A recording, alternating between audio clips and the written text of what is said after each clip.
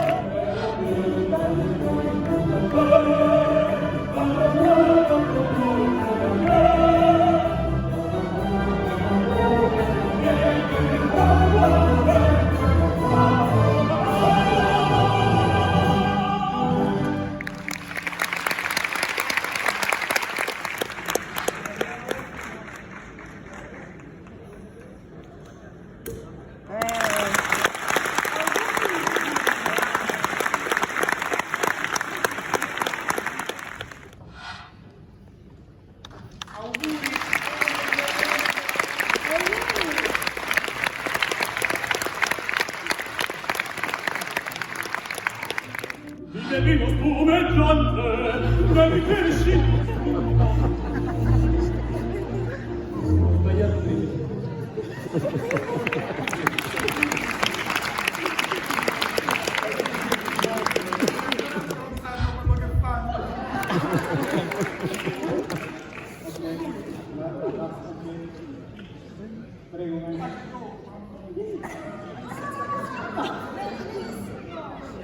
bene, dai, porta bene. Ci riproviamo, vediamo se stavolta è quella giusta,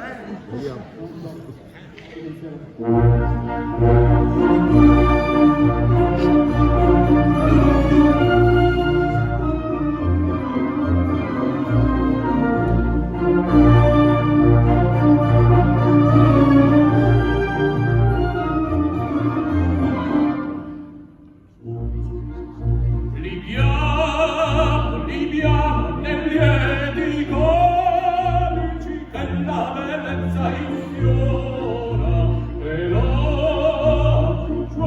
più giovane ora ci ne bria voluta tra